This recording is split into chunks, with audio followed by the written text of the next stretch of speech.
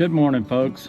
I'm back out at Dad's shop today and I'm messing around with the 1927 Dodge Brothers sedan again. And I have got the steering wheel and the whole steering column pulled out of this car.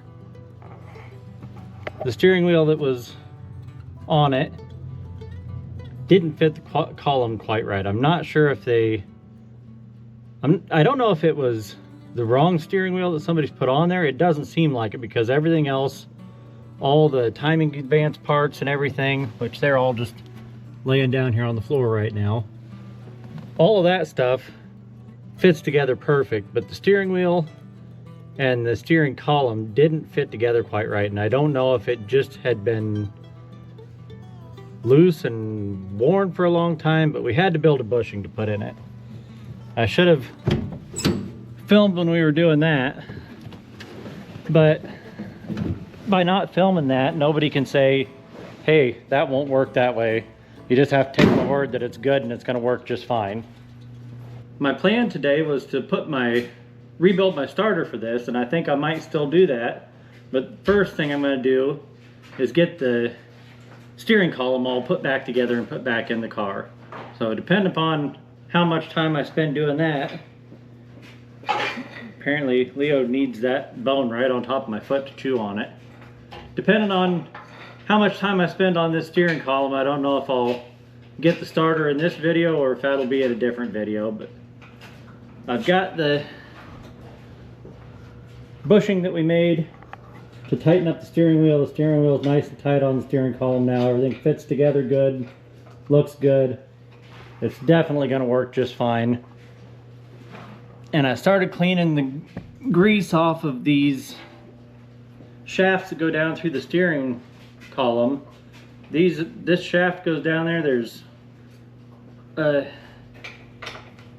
another smaller shaft inside of that, and there's another smaller shaft inside of that. These turn the timing advance and the throttle. So I started cleaning all the grease off of here because it was covered with black grease. And I was telling Dad, it made me think of the old Andy Griffith show where they had too much grease in their steering column of the car. Looks like to me you got too much grease in the steering column. But I decided that I'm going to take all these out, clean all the old grease off of them. I'll go get some lacquer thinner and a rag. Clean all the grease off of these as much as I can. I won't be able to clean it out of the inside of the tubes very well, but clean off what I can. Put a fresh layer of grease back on it and put it back together, because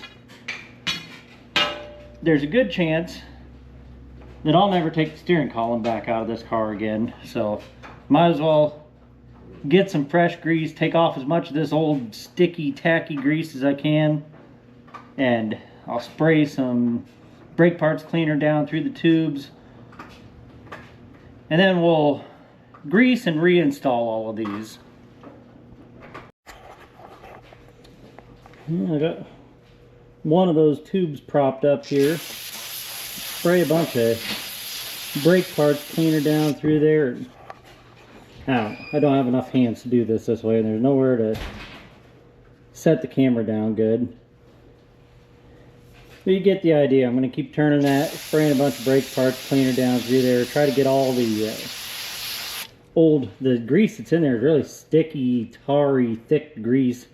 Probably been in there since the 1920s, so I'll keep spraying that out, try to get as much of it rinsed out from the inside as I can, and then the outside of it's just coated with it. I'll get a grease rag and spray it down with some brake parts cleaner on the outside. Wipe all that off and apply some fresh, new grease when I put it back together, and hopefully never have to mess with that again.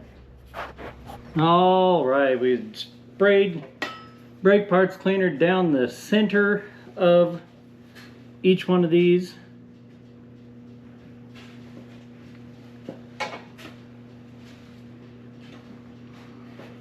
I think I'll actually start with this one. I'm going to put a very thin, light layer of grease on the outside of each one of these shafts that goes down the center of the next one.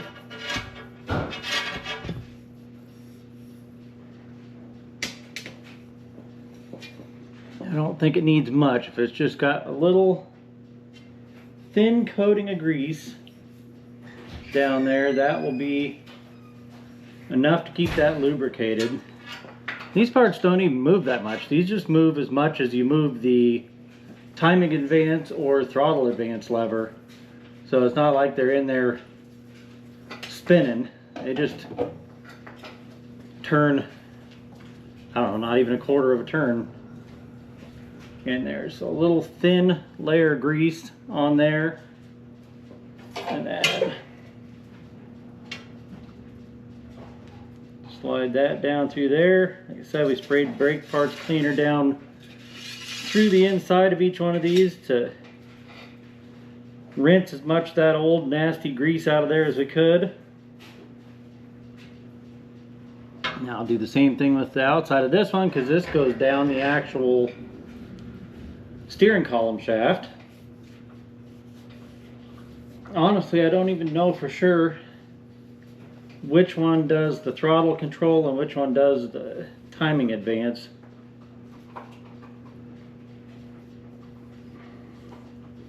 I'll have to look when we get in there, because one goes down farther than the other one. So once it's stuck back in there, I'll know which way to put the levers at the top so that the timing advance and throttle control are on the correct sides. But I don't even know for sure if this is the same as a Model A and has the timing advance on the left and the spark control on the right, or if they're the opposite on this. So I'm gonna have to look in, I bought a reprint like shop manual, and it shows in there, so I'll have to look in there and see how it's supposed to be. There we go.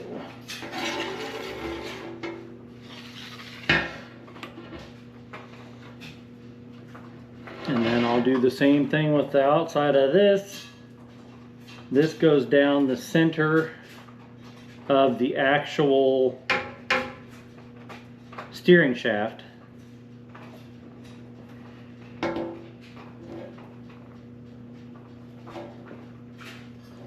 And this will actually be moving when you're turning the steering wheel. However far you're turning the steering wheel, this is rotating inside, because the whole steering shaft is turning, but all of these control levers on the end stay stationary. So this one actually does rotate inside the steering shaft however much you are turning the steering shaft on the car. So however much you turn the steering wheel, this rotates inside of there. So I'll give this a pretty good layer of grease in there.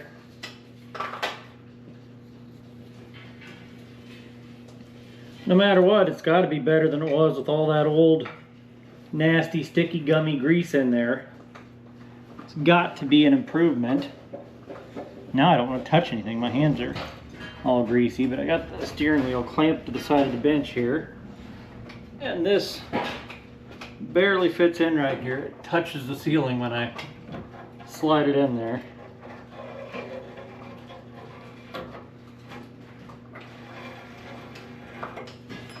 There we go. That goes down there, and then obviously this slides down the rest of the way, but the base of it's resting on the ground now. This extra, what, 10 inches, 12 inches of shaft goes through the steering gear. Goes all the way through the steering gear and comes out the bottom side of the steering gear. I'm going to pause the camera, wash my hands. Got the camera mounted in the passenger window so you can kind of look over here. This tube, the steering column, actually slides down through that, but I've got to take the bolts loose so that this can drop down more to try to get that steering column through here. I don't know how it's going to go for sure, trying to get it through here. Between the seat and the ceiling and having to line it up with a little hole that it goes through down here in the floor, I might have to take the tin cover that they built off of the floor to give me some more room to get it wiggled through there. But we're going to try to get it in there without taking that off of there. We'll see what happens.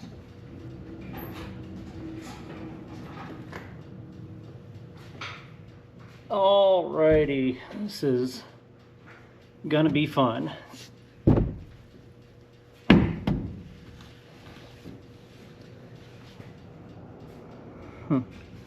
Yeah, I didn't think about that. Now we got to get this collar. I don't know if you can see it on the camera, but the clamp collar that goes over there, we're gonna have to get a hammer and drive that off the bottom of the shaft to get it through that tube. Okay, try again. Take two. Get this in here, lined up with this. I couldn't just take this out because I didn't want to disconnect that 100-year-old wiring in there, so I just left it in there.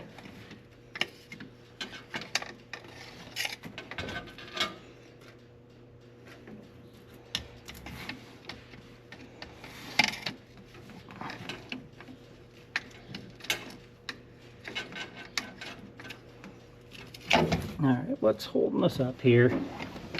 So roomy and convenient for working in here. There we go. Come on. Slide through there.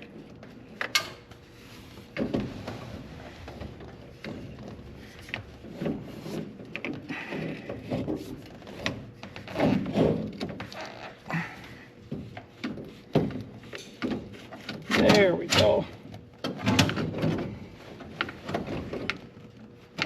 Get in there. Okay, that is close enough for me to get this clamp swung back around, and that other 1/4-inch bolt loosely stuck back in there to help hold this end of it in place.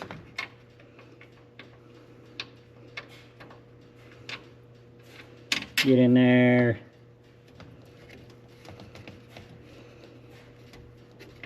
Come on. There we go. Get that wiggled around a little bit.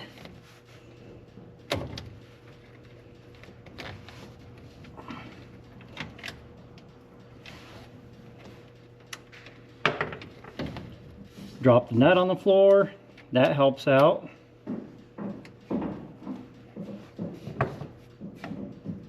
This ratchet's probably going the wrong direction, of course.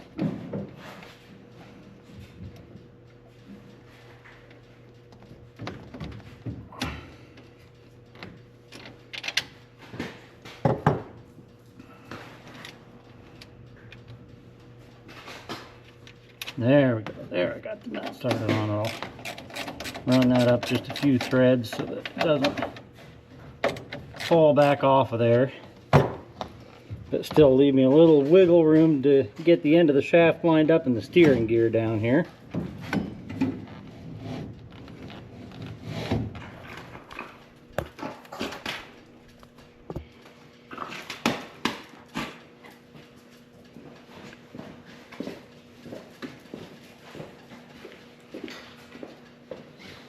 Alright, I can pull this steering shaft back out a little bit.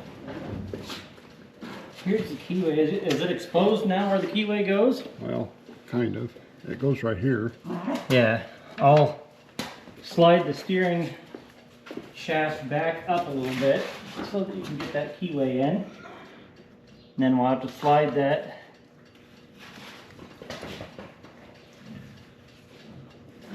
Oh, no, pull it back out. slide that down into that keeper, and then we got to get the keyway put back on the shaft going into the steering gear. Okay, push it down a little bit.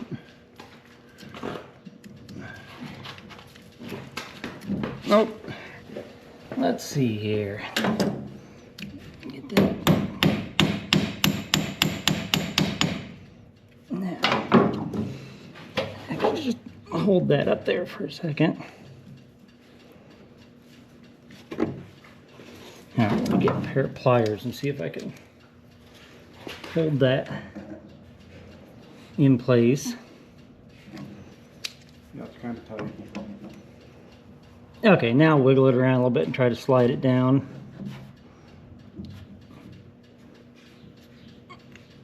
There we go, it's starting in there. You might have to, yeah, get in there where you can push a little harder. Oh, there it goes. There we go. Now, this needs to slide up just a little bit. Push it down some more. We got 3 bolts that go through there. We'll get them in and tighten it down. Yeah. Here we go. The steering shaft comes out of the car, through that coupler, into the steering gear. Out the bottom of the steering gear, these are those 2 tubes that I was greasing up. They come right through and out the bottom end of the steering gear. I guess I wasn't pointing down far enough. These are those 2 tubes coming out, right out the bottom of the steering gear. And there's 2 shafts that go on there. A bigger one and a smaller one for the 2 tubes. And they go back up on there. I'm going to put them on there and just go finger tight with them, because I'm going to have to adjust all of these connections now.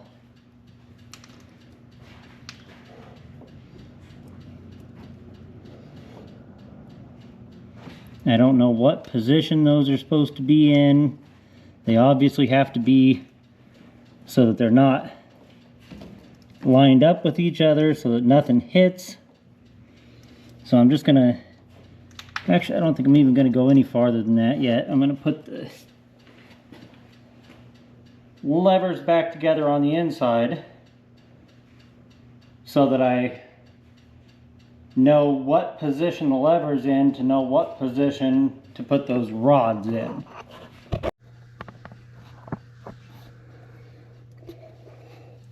Okay, inside the car here, there's these 2 little pieces that, since they're tube inside of a tube, they turn independently of each other.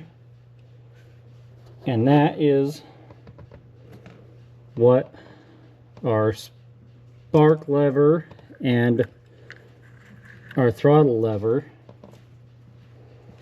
connect to. But I've got to get these little discs that go in between each layer. I've got to get them on there, and they line right up with the bolts that hold everything together. So you got to kind of wiggle and weasel them around, and it's going to take both hands. So I'm going to just put the camera back over here, pointing across.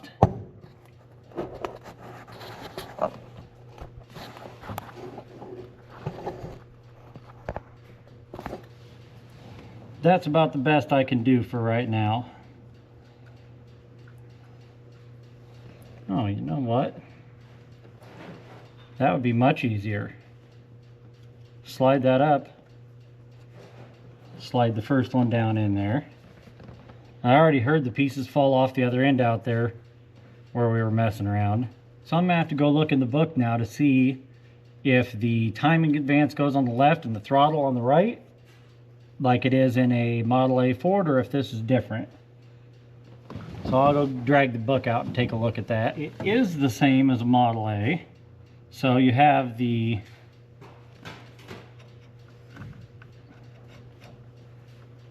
spark advance going to the left and your throttle going to the right.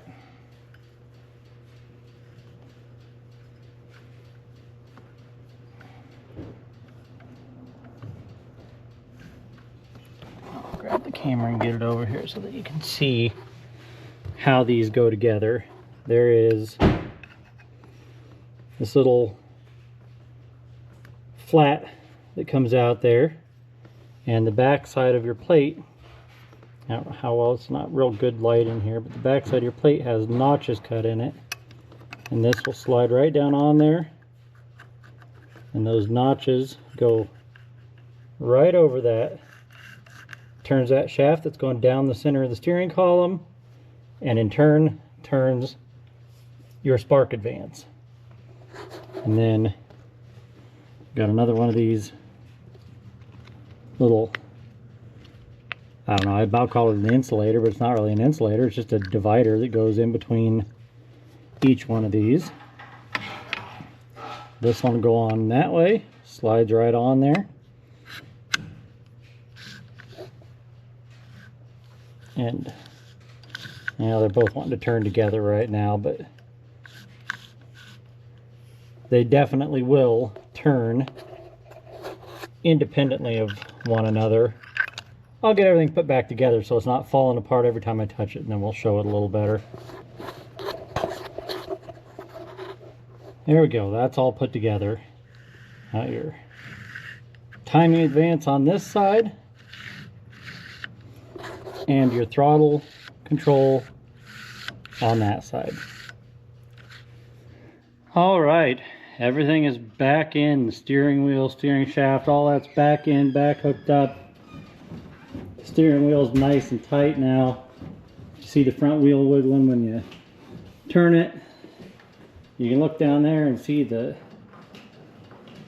timing advance, throttle advance levers moving when I move that. I'm sure they'll need adjusted more, but it's all back hooked up for right now. Now, I'm going to go ahead and pull this starter apart and put the piece back in it that we got for it. All right, we got the starter up here now. And the part that I have to replace is right in here between this and the housing. And it is this plate with a bearing in the middle of it. And I'm pretty sure that it was called the center bearing plate, which makes sense. This should all come apart pretty easy. I've had it all apart before because that's how I found out that that center bearing plate was no good.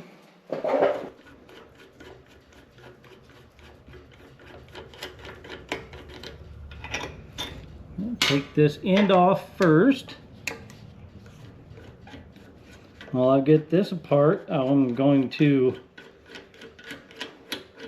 lubricate the bearings in both ends and in that center plate, because I don't plan on having this apart very often either. Like hopefully never, almost. After I get it put back together now, if everything's lubed up in good shape, it ought to last for years. That has got to come out to allow this end to slide off of there. And those brushes look really, really good in there. And I found an old brush in the car, so I'm guessing that somebody had replaced the brushes in this starter at some point.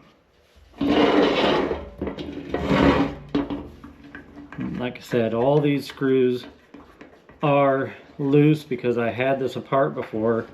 They were not loose originally. I had a very hard time getting them out. Had to use our impact screwdriver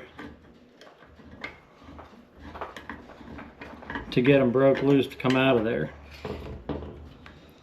which was not really fun because I really don't want to break anything on this. Parts are hard to find and very expensive. Alright, we got all 4 of those screws out.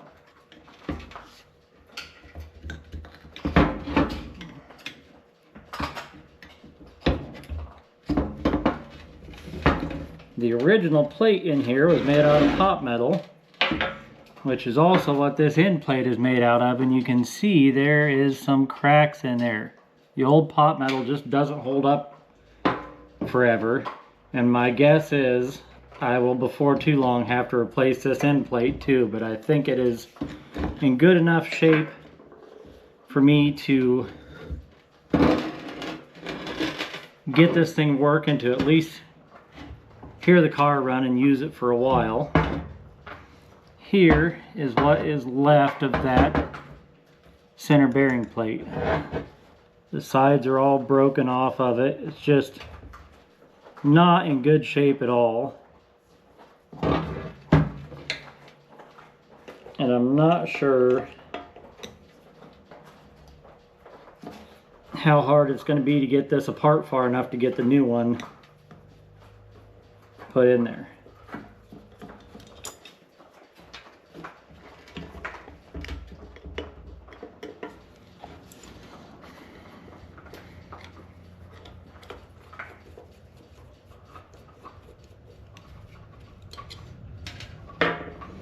There, and that's got that plate loose.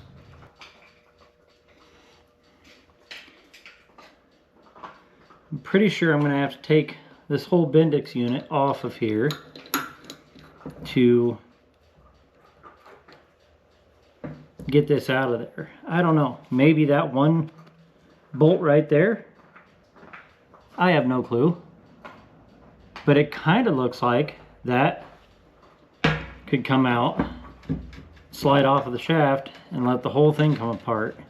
It does have a little tab that's bent over to keep that bolt from being able to come out, that I might have to get a hammer and a punch to straighten that out to get that bolt out of there.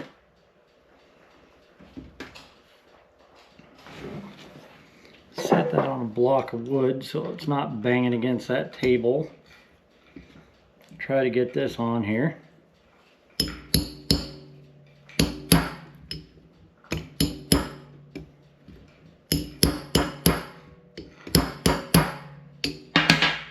Well, that's not working out great. I can't hold everything and hit it real good though.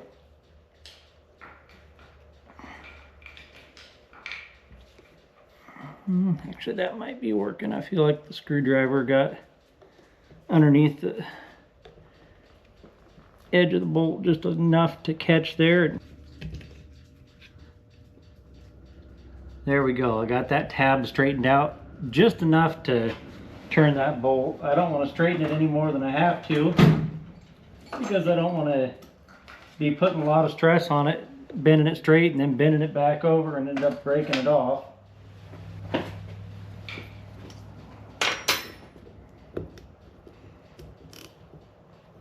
Well, once that tab's out of the way, that is not even tight at all. I don't think that's spring loaded. It's not going to come jumping out of there at me.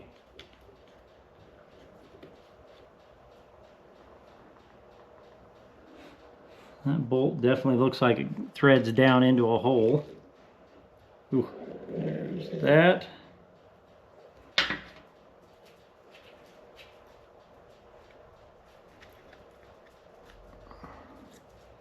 That little piece.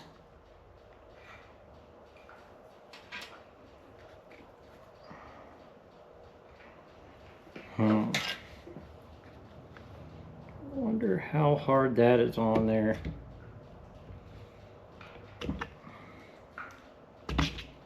Ooh, that might be difficult to get apart. This poor old piece of cork that's behind there is falling to pieces on me. Alright, I'll turn the camera back on once I figure out just exactly how I think I'm going to get this apart. Okay, had to get a little creative with our puller to make it work to get the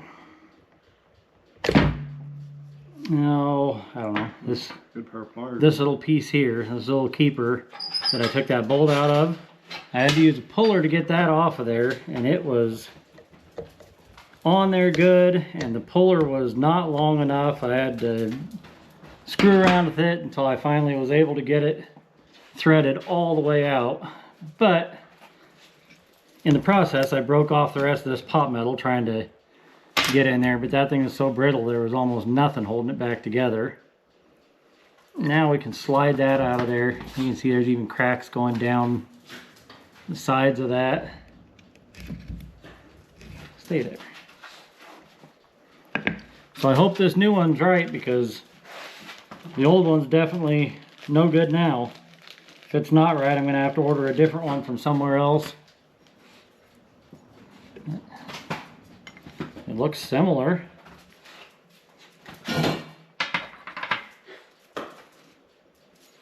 Let's see, this was on there that way. Yeah, it fits on there good. And well, that piece really wants to just roll off and fall on the floor. Let's see if the holes line up there. And they do. They line right up perfect there. So I think it is going to work. And this is made out of machined aluminum instead of pot metal, so it ought to last a long, long time. I think I'm going to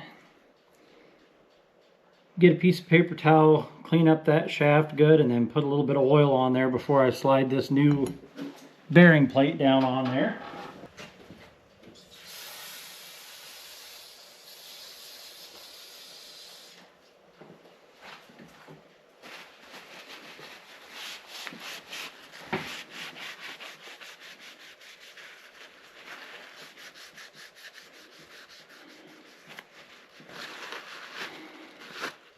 That's better.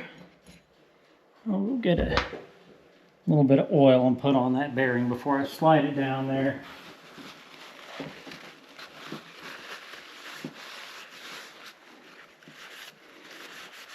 Like I said before, this is another thing that I hope I'm never having to take apart again. At least not this particular one.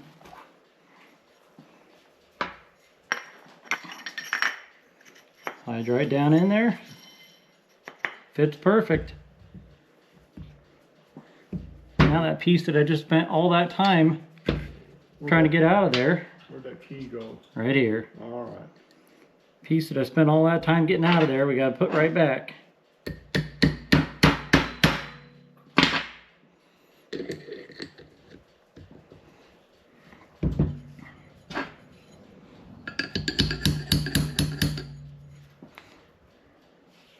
I can look right in through that hole and see when it's lined right back up where it used to be for that bolt. The little pin area on the end of that bolt goes right back into that shaft and locks it all in place. That little round pin area there. We got to get all this back together in the exact same order it came apart.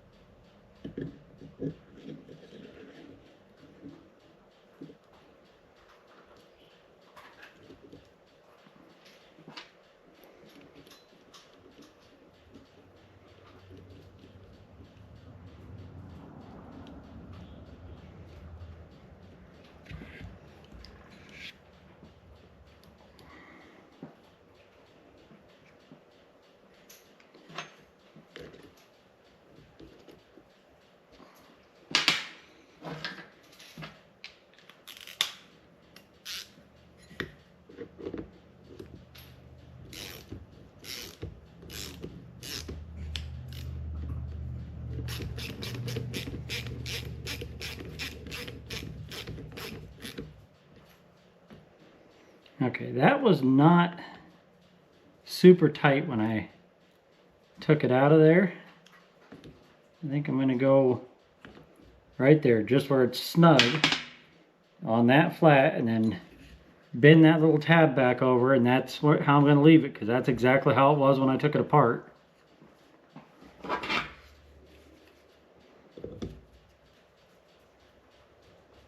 The little tab just bends right up against the side of the bolt so that the bolt can't back out. There we go. That's back together.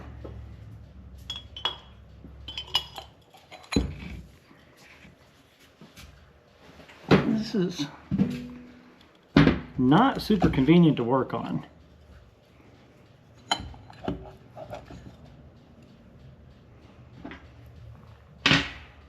Now these two shortest screws are the ones that came out of here.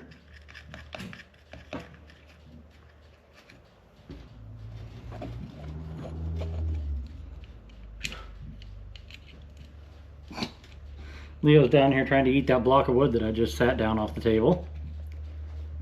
Oop, those are two different screws. There we go. Here's the other one that belongs in there.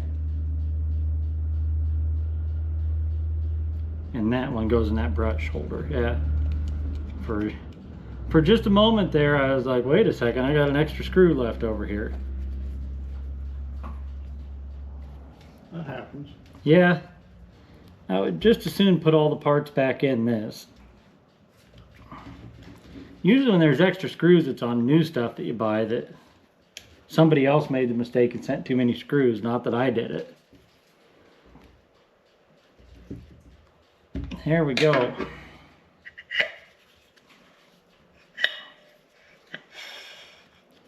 Spins nice and free. I do want to get a little bit of oil on this bearing surface down here before I tighten all that up and put it all back together. It's not accessible once it's all together, so this is the time to get just a little drop of oil in there.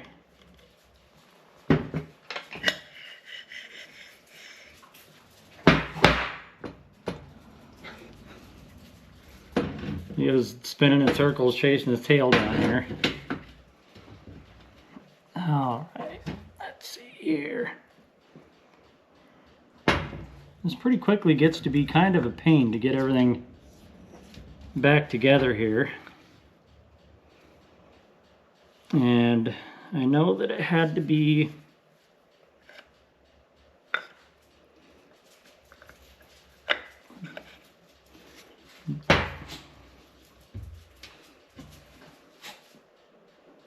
I better go look. Better go look how this goes in the car. I don't want to put it back together in the wrong position.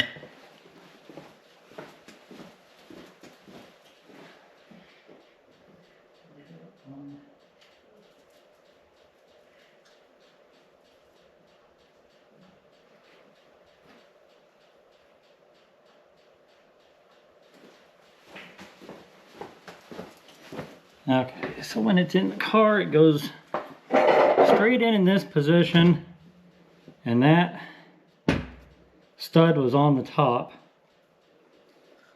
So that's the holes that have to line up with each other.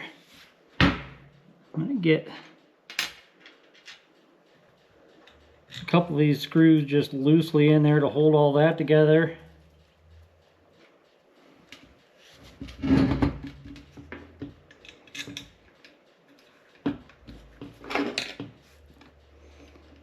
And then I'll get that end to put back on, which is kind of a pain. It's got those spring-loaded brushes that you gotta hold out and get it slid in place.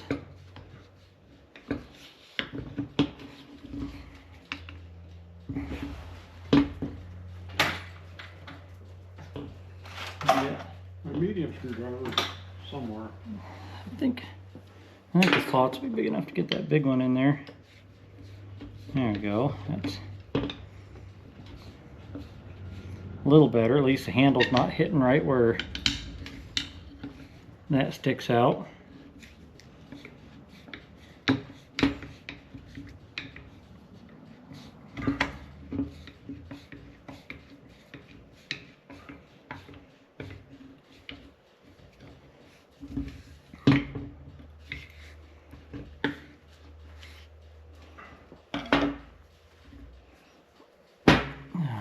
Let's see if I can just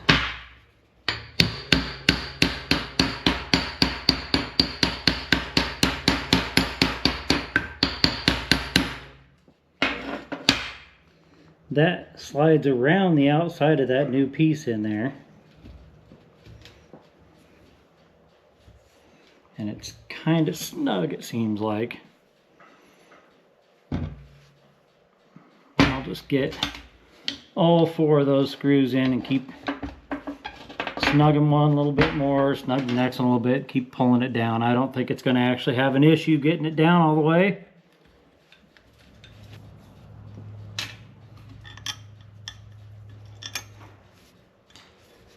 And we got these screws that go in from the outside here to hold that together. And this starter is back together.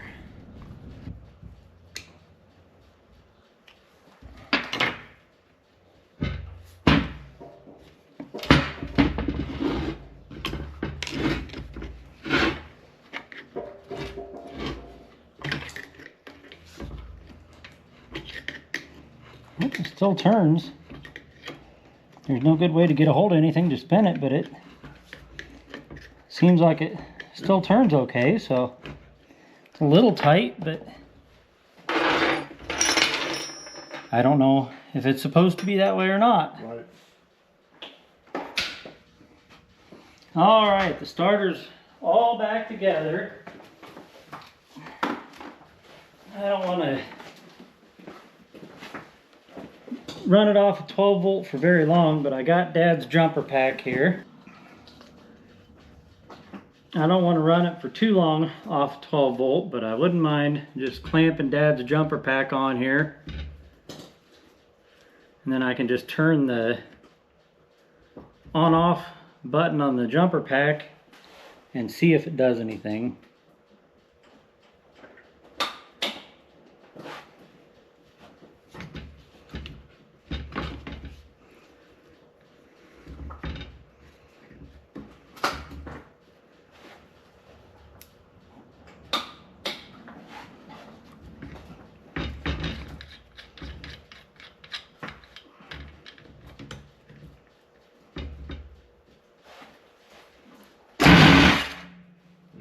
Yep, it moved. Tried to roll right off the table on me. So we know that that's going to work now. That is good. So I think that that's going to be it for this video. I got the steering column all put back together and back in the car. I got the starter plate put in the center bearing plate put in there. The starter cranks over. I have to get a distributor figured out. And let's see what else. I can just temporarily hook up a small gas tank for some fuel. So I'm going to have to get a distributor figured out. That's my next step. Once I get a distributor figured out so that we can make some spark on this thing, we can put the starter back in there and we will be ready to see if we can crank this thing over and hear the engine run or not. So thanks for watching this week, folks. As I say every week, if you enjoy the content we're putting out, you want to help support our channel, the best way that you can do that is just to let the ads play when they come up.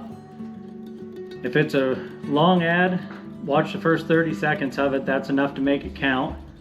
Go ahead and hit the like and subscribe button.